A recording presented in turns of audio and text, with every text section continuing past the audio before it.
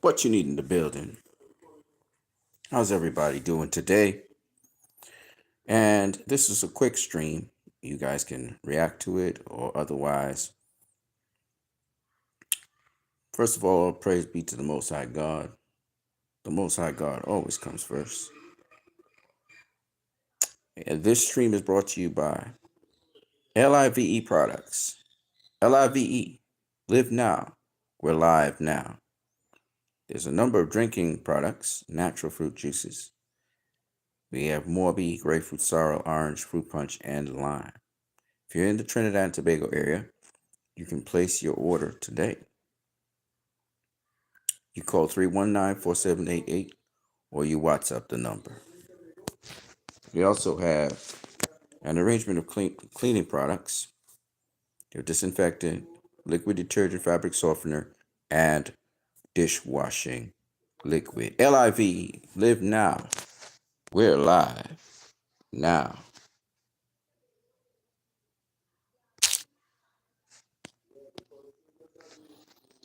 So I'm hearing a lot of people say that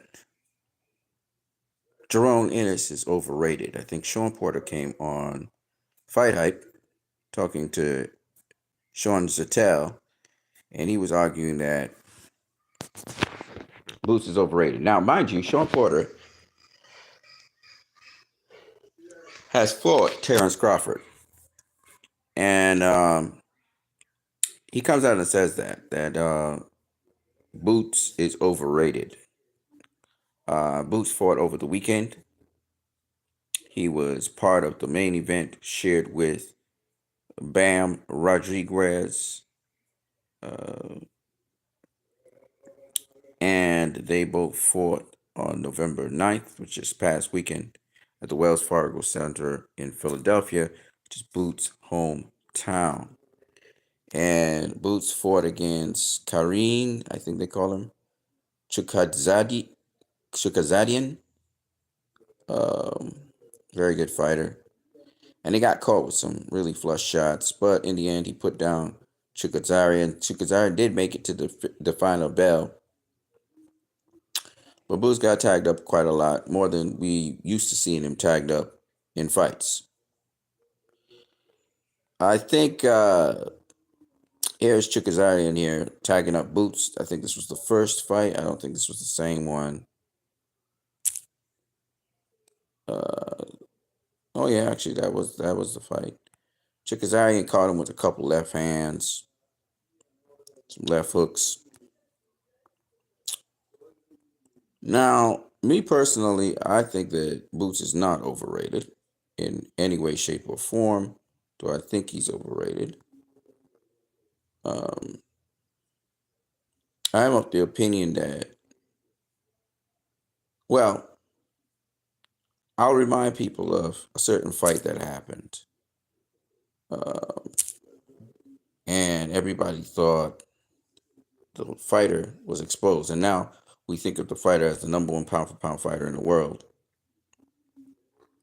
The fight I'm talking about is Terrence Crawford versus Mean Machine, in which Terrence got dropped by Egidus Kavaliauskas, okay, who's known as Mean Machine. Actually, here is Kavaliauskas catching Terrence there with that right hand, and then followed up with a couple other sweeping shots, and Terrence went down. In that fight, Terrence got hit quite a lot.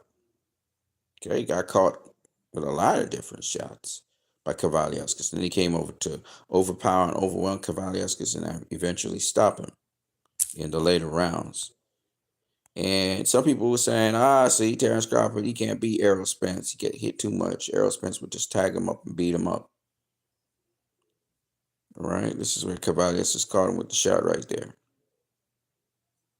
Okay, so I'm saying all of this just to say that just because a fighter chooses to fight another fighter a certain way doesn't mean that that fighter don't have defense or he's not good enough. I remember Sean Porter's father, Kenny Porter, saying, no, don't get twisted. Terrence Crawford, he got skills, he got abilities and so on.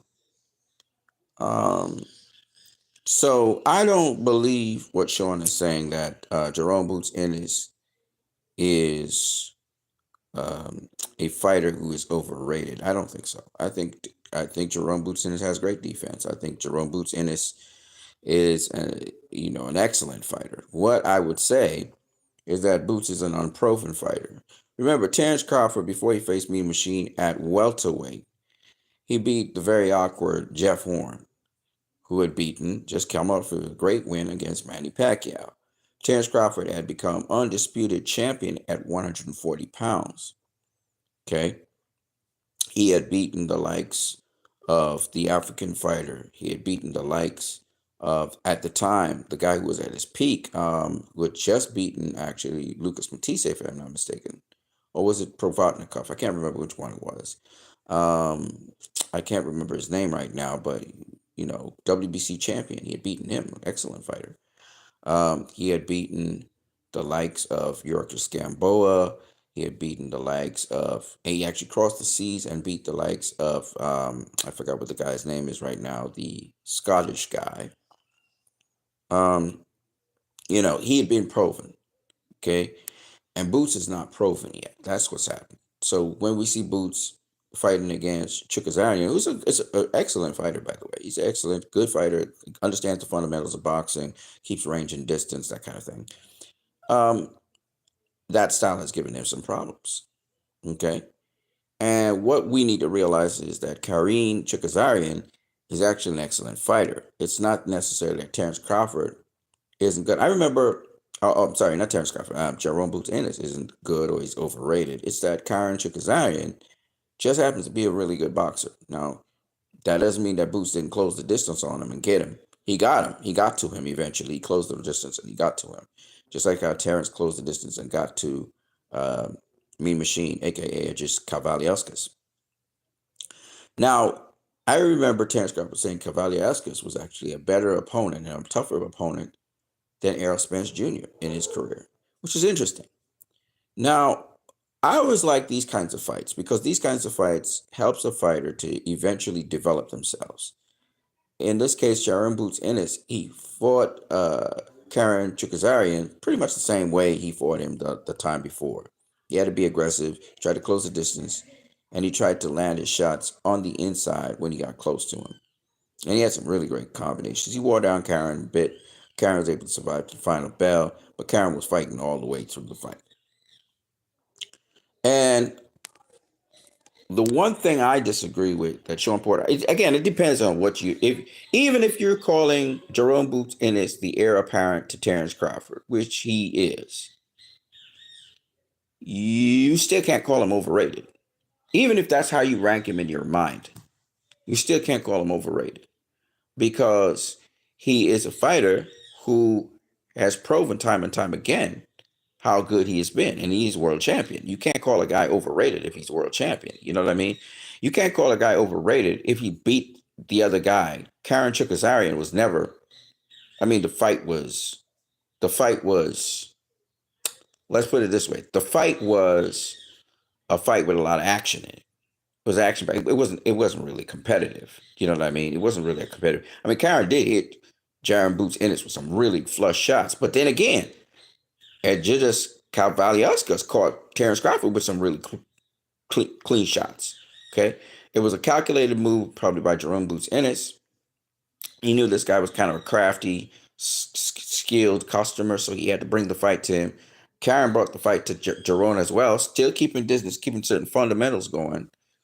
And it was a great fight. It was an exciting, great fight. Now, with respect to could Jerome Boots Ennis right now handle a Terrence Crawford right now? I don't think so. I don't think so. Okay. But the only reason I think that he wouldn't is because I really haven't seen him uh face competition like on a Terrence Crawford level, a world champion or something, right? But to be honest with you, I don't know. Maybe he steps up to the plate against Terrence Crawford. Again, we are seeing what we've seen with Terrence Crawford here. I'm sorry, with Jerome Boots Ennis here is an aspect of him that shows he's a dog. He'll bring the fight to you. He'll take the fight to you. Okay. That's what we're seeing. Doesn't mean he doesn't have defense. We've seen him box and we've seen him use his defense. He has defense. It's kind of like when we saw Devin Haney fighting Ryan Garcia, and Devin Haney decided to dog Ryan Garcia, but he did get hurt. After a certain point, he got hurt, and therefore he decided to dog him. And he became kind of one dimensional in how he was trying to attack Ryan Garcia. So he was very predictable in what he was doing. Um, because of that, he abandoned his defense and he got caught. And that's how he got put down. I think it was twice in one round, and I think once in another round, something like that. Oh, it was once in one round and then twice in another round. And that tilted the fight in Ryan Garcia's favor. You got to understand, while you may have very high expectations of Devin Haney, these guys are fighters. And these fights help them develop. They get more experience. So these kinds of fights are good for a Jerome Boots Ennis. These kinds of fights are good for a Devin Haney. So I'm saying all of this to say, no, I don't think that Jerome Boots Ennis in any way, shape, or form, and I keep on putting the disclaimer behind it, is overhyped. I don't think he's not overhyped, sorry, overrated. I don't think he's overrated. I think he is what you see. I just think that he is unproven. The difference between unproven and overrated is your estimation of him is high, but you do not really know what he would bring to the table in a particular situation. You've seen him perform with defense. You've seen him perform aggressively. He's shown you different aspects of himself. He showed you he could be a dog. He showed you that he would take a punch from a guy and just keep walking through him and to keep pressuring him if you needed to pressure him.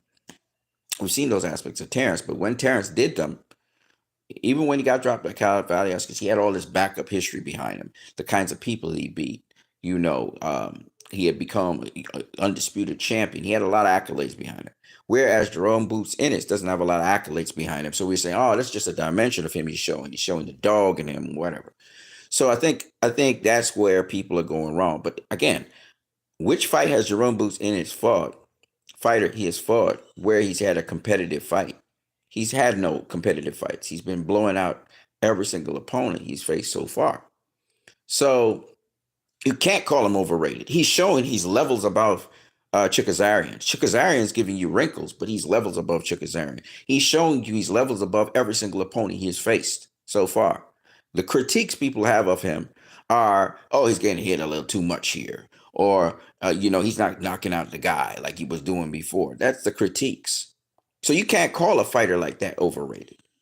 He's showing you he's levels above Chikazarian, even though Chikazarian got a rematch with him because Chikazarian's so good. He beat the last couple of opponents he had to get back a rematch with Jerome Boots Ennis, showing that Chikazarian is levels above the competition he has faced so far, except for Jerome Boots Ennis. So that's what, people getting a lot of shock factor because Jerome Boots Ennis been just knocking out people left, right, and center. Guys who have been boxers, good, credible fighters, solid fighters, even guys who have been later on went on to become world champions. But now you see him have difficulty somewhat with a guy. He's implementing a game plan against a guy who you guys estimate lesser than he really is. It's kind of like how we estimated Mean Machine lesser than he really is. When Terrence Crawford's mind, he had a tougher fight with Mean Machine than he had with Errol Spence, who was estimated very highly in our minds. Now, because Errol Spence got his ass whooped by Terrence Crawford, does that mean that Errol Spence is overrated? No, it's not overrated. So you can't use that kind of language, Sean Porter, when you're talking boxing. You should be disciplined enough, with enough understanding to understand that when a fighter is overrated and when a fighter is unproven at a certain level. And what Jerome Boots Ennis doesn't have that resume behind him to say that he's proven. That's the difference between when Terrence Crawford fought Mean Machine and when Jerome Boots Ennis rematched Karen Chukazarian. And of course, he was looking for that knockout as well. Right? So that's the stuff that, I can't say that I would never say that Jerome Boots Ennis is overrated. I just wouldn't do that. I wouldn't do that. He's one of the top tier fighters in boxing today. And even if people want to call him a pound for pound fighter, I understand all of that. Even though he doesn't have the competition, we see the eye test, what you guys call the eye test. Because I always felt that Terrence Crawford wasn't pound for pound number one because he hadn't faced the opposition like an Errol Spence. I always thought the Errol Spence and the welterweights were a higher level until I saw him what he did to Sean Porter, and then I realized, okay, this guy for real, and you had to look at him differently. And then he beat Errol Spence, and the manner in which he beat Errol Spence was so spectacular and emphatic. You had to put him up there, you know. But Terrence Crawford, in my mind, as much with all the accolades he had, was still in my mind unproven. That didn't make him overrated. You see what I'm saying? I could understand why people considered him pound for pound number one. I can understand why Jerome Boots Ennis is seen as the heir apparent to Terrence Crawford to dominate the higher divisions. Now, people are saying, oh, when he goes up to 154, there's some real customers up there. Well, good. Then we will really see if Boots is really what he is. Because, like I said before, he's unproven. He's not overrated. What you're seeing is real. He's the real deal. The question is when he goes up to 154, which is where he's going to go next, because guys been ducking and dodging his ass, right? People been ducking, dodging Jerome Boots. You ain't going to duck and dodge somebody who's overrated. It's not going to happen. There's a reason they ducking and dodging his ass. Okay? He ain't overrated. But what I would tell you is when he goes up to 154, we're going to find out, because he's going to have the opportunity to really shine out and show people what he's really made of. Because there's some real big and real dudes up in 154 now. The present IBF champion, let's see how he handles him. There's Madrimov there. There's Tim Tszyu there. And then there's a bunch of other guys that are in that division who are holding it down. Some tasted belts, some didn't. Right? Some are veterans and so on. So he has a lot more experience up there, and they're bigger guys. So it will be interesting to see how he performs in that division. And I give him a fair shot against anybody in that division right now. People are doing his performance against Chukazarian means he's going to just get hit and hit and hit when he gets in there. He's not going to do that. This was Chukazarian. He fought him before. He knew what he could do and how he could handle him. He's not going to do the same thing with those other guys. Just like Terrence Crawford didn't do the same thing with the other guys he fought. Okay, so I'm not saying that Boots. I wouldn't say that Boots is on the same level as Terrence at all. Terrence has shown what he can do, and Terrence is a guy. You make one mistake, he'll make you pay. Right? I'm not saying Boots is not that kind of guy either, but I'm just saying. So I think you guys need to dial it down a bit when it comes to Boots Ennis. And I'm not a tremendous Boots Ennis fan, but I just needed to put that out there. That a lot of you guys are trashing him for the Karen Chikazarian fight. And yes, I think if he was to fight that kind of fight against Terrence would knock him out, right?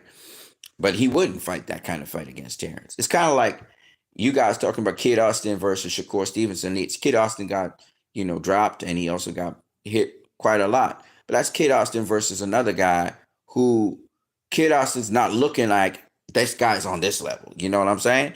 I'm not saying he's underestimating his opponent, which he probably did, but I'm saying he doesn't see the guy on the same level as a Shakur Stevenson, as a Gervonta Tank Davis, as a Kid. Not only him, but we saw Abdullah Mason. We saw him get dropped as well twice, right? Again, it could be also that they are underestimating their opponent, looking past your opponent. When you look past your opponent, these things happen as well. But I truly believe that Boots is showing in that fight. I mean, remember, Mean Machine caught Terrence Crawford with a really good shot, right? Caught him with a really good shot. And Terrence dogged him after that. He was still getting hit with some certain shots. He kind of tightened up his defense a little bit, but still got hit with certain shots from Mean Machine. But he walked through it, and he got him stopped. All I'm saying is you can't look at Boots just based on this performance alone, or even on the performance before that, and say, oh, he's exposed, and this guy exposed him. I'm not saying that Chikazarian didn't bring certain wrinkles to the game that Boots is going to learn from, hopefully, and proceed to do better in his next set of performances. Maybe use his jab a little bit more, figure out which stance he needs to stay in, to deal with opponents like that.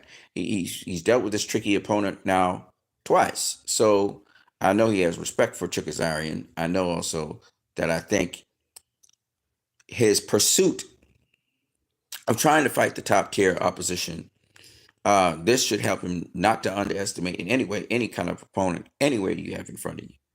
And it's not just about trying to go for the KO and say, I'm gonna go for the KO. That kind of mentality is cool, but you're not trying to go in there looking for a KO. You should be going in there, sharpening up your skills, sharpening up the fundamentals and knowledge of boxing. If the KO come. That's how you should be thinking. So hopefully he doesn't commit, because like I remember Devin Haney trying to go for KO, like he was trying to knock out Ryan Garcia. He had a little early success early on in the fight with the jab, and then he just abandoned everything and just tried to knock him out. And that's stupid. That's stupid boxing. And he deserved what he got, where Ryan just launched strikes on him and knocked him down a couple of times. It's because you so adamant that you want to knock out this guy that you're not even focused on your defense. You're not focused on the fundamentals of boxing. You're not focused on being sharp in there. You can't be going in there thinking I'm going to knock this guy out. That's not the way to think about it. You have to go in there. You do what you're supposed to do, and the knockout may come. You know what I'm saying? That's what real boxing's about. So that's what I got to say about that. I thought I would share that with you guys. I am what you need. You've been watching my channel. If you like what you've seen, don't forget you can like, share, subscribe. You can also donate. The donation you can donate in the donations is in the description of this stream. I'll catch you guys later. If you guys got any comments or anything, let me know. Don't forget to smash the like button. Always show love. I see a lot of you here watching my videos. I have a lot of views. You guys watch my videos. It piles up over time, and I get a lot of views. So you guys realize, hey, what you need, be always saying something at least. I don't just come out here and talk out my ass. So reward me by at least smashing the like button. The least you could do. Don't be a hater out here, watch stuff and just roll off. You know what I'm saying? All right, that's what I got for you guys. I'm out. Peace.